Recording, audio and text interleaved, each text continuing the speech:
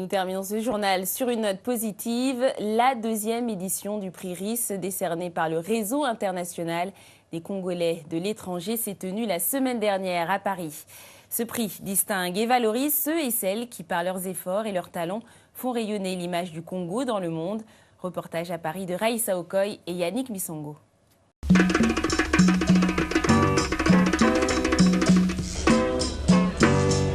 Honorer et valoriser les talents de la communauté congolaise établie hors du pays, voici une des actions menées par le réseau des Congolais de l'étranger, notamment à travers le prix RIS, qui pour la deuxième année consécutive récompense l'excellence Made in Congo-Brazzaville. Depuis 2 ans que nous organisons ce prix, on a pu se rendre compte que les Congolais font beaucoup de choses, en association, dans l'entrepreneuriat, et qu'ils ont besoin d'être mis dans la lumière. Sous le haut patronage d'Henri Lopez, ambassadeur du Congo en France, l'association a distingué des membres de la diaspora congolaise pour leur parcours exceptionnel et leur contribution au rayonnement de leur pays d'origine, le Congo.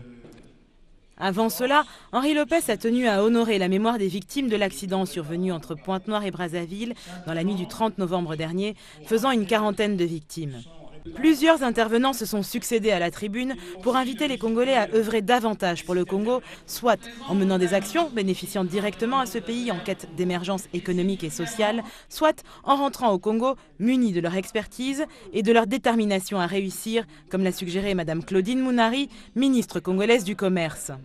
Un appel que certains ont bien entendu. Je fais partie de la diaspora, j'ai déjà commencé à y aller et je pense que dans quelques jours, je vais réouvrir mon école de mode là-bas. Voilà. Et donc, je suis contente de son intervention aussi parce qu'elle a insisté que le climat d'affaires est un climat favorable à l'ouverture de notre pays vers l'émergence.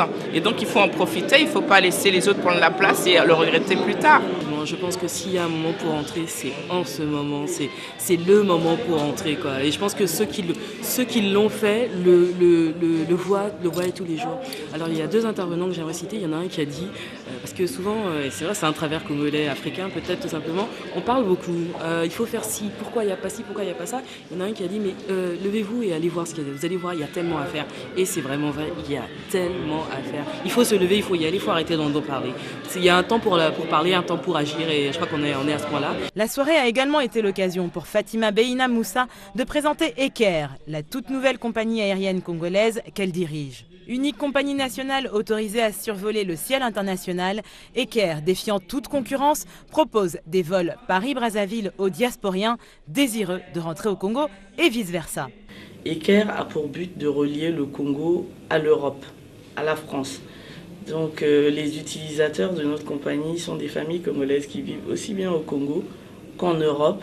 Il paraissait important pour nous de mieux nous faire connaître de la diaspora congolaise, de lui permettre de savoir qu'il y a une compagnie au Congo, congolaise, qui travaille pour elle, qui travaille selon les normes internationales et qui donc peut les ramener au Congo. Le réseau international des Congolais de l'étranger œuvre pour une meilleure visibilité et une reconnaissance des talents congolais à l'étranger, mais entend également fédérer les énergies positives congolaises afin d'agir directement sur leur destin plutôt que de le subir. Faire savoir qu'il y a du savoir-faire chez les Congolais de façon amicale, que ce soit dans le milieu artistique, culturel, économique, scientifique. Mais il y en a et on est brillant. C'est pas de se faire, pas être chauvin, mais on en a besoin. Les Congolais ont du talent, le réseau international des Congolais de l'étranger est bien déterminé à le souligner, tout en les encourageant à s'investir davantage, physiquement ou financièrement, dans leur pays d'origine, le Congo-Brazzaville.